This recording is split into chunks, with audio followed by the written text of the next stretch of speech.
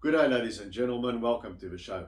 There's an old saying that there's nothing rarer than a good heavyweight fight, but when it happens, there's nothing better than a good heavyweight fight. And Sunday afternoon at the Crypto.com Arena in Los Angeles, the city of angels in the US, I think we have two heavyweights who nobody's going to mistake for Muhammad Ali here over my shoulder. But two contenders who both still top 10 ranked, one former heavyweight champion, and they're going to throw down in a fight that I believe is going to produce for fireworks for the fans. And I'm talking, of course, about Andy Ruiz Jr., the former unified heavyweight champion of the world who scored that upset over Anthony Joshua and then lost the belts back to him, and the Cuban heavyweight, the southpaw Luis King Kong Ortiz. Now, can Andy Ruiz still be the destroyer? That's on everybody's mind. He's only lost twice. His first loss was a razor-thin decision in New Zealand against Joseph Parker for the WBO heavyweight title.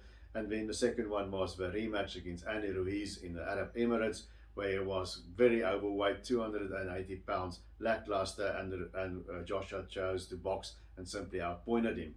Since then, he had one fight, so he's been inactive almost for another year. I think if you take it for a period from his last fight till Sunday, and he beat the sort of a favourite veteran Chris Arreola on points over 12 rounds. I think he won well enough, but he had some moments in that fight. Arreola knocked him down with a right hand and just a flash knockdown. He took a knee there and also stunned him with a left hook in the previous round, had him wobbling back to the ropes. And every now and then tagged Andy Ruiz and had him wobbly, but Ruiz was just younger and fresher, and he simply outlanded Chris Arreola. Now, Luis Ortiz, on the other hand, his only two losses have been to Deontay Wilder. His last time against Wilder is way ahead on points in 7 rounds and one big right-hand bomb, as we know Wilder ended matters. He is 43, I believe, so he is old for an athlete, but he is still winning. Now, in his last fight against Charles Martin, who I believe is also on the other undercard, he suffered 2 knockdowns before putting it together and taking Charles Martin out. Now, okay, Charles Martin was also a southpaw, so maybe he's not used to fighting another southpaw. But, you know, Martin landed a awkward punch on the ear, sort of behind the ear. Ortiz went down. Okay, that's an awkward punch. And then he went down again from what looked like a jab. And that makes me wonder, is Luis Ortiz losing? His balance didn't look good to me. Is he losing his punch resistance at this advanced stage?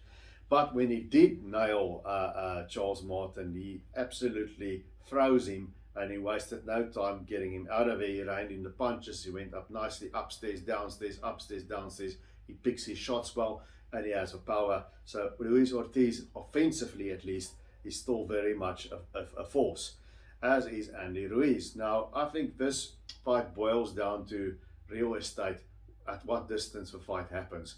I think at the distance, Luis Ortiz, he hasn't got the advantage of youth, but he has got the advantage of slightly more activity, and he's got the height and the reach advantages. He is the bigger guy, the taller guy. So if he keeps it at a distance, if he gets his jab working, if he throws in a straight southpaw left, and he just keeps it at that distance, I think he will win that fight.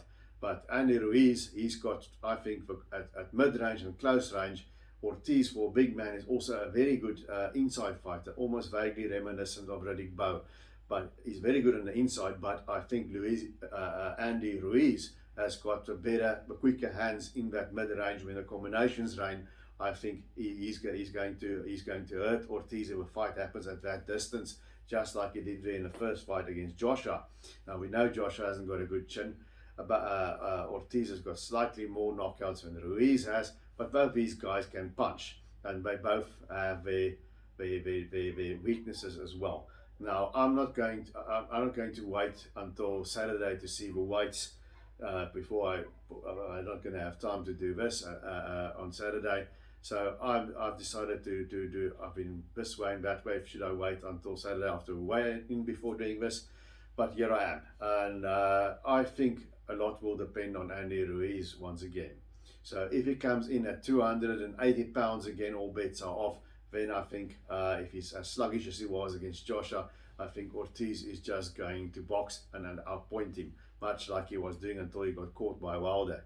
But if he's in better shape, if he's in the type of shape that he was in against Chris Arreola, or even just way for Joshua in the first fight, I just think he's got too much youth and exuberance for Ortiz to contain for 12 rounds. Because I see the fight happening. I see Ortiz is going to have his success from a distance. He is going to nail Andy Ruiz with that left, and he might knock him down. I expect him to knock Ruiz down almost like Chris Arreola did. But as we know about Ruiz, when you knock him down, like we saw in the first Joshua fight, when you hurt him a little bit, that's when he's dangerous. And Ortiz is a finisher. I don't think Ortiz is going to hold back and stand there at the distance. I think he should. I think Ortiz should stay at the distance, knock him down. If he knocks him down, unless he's very badly hurt, keep it at a distance. Don't go to the inside like he did against Charles Martin to take him out. Because it worked against Martin, but I don't think it's going to work against Andy Ruiz. If he hurts Ruiz, he goes after him. I think he's going to get countered by Ruiz. And if I see what his punch distance and balance was like against Martin, he's going to hit the floor maybe a couple of times, and Ruiz is going to get him out of it.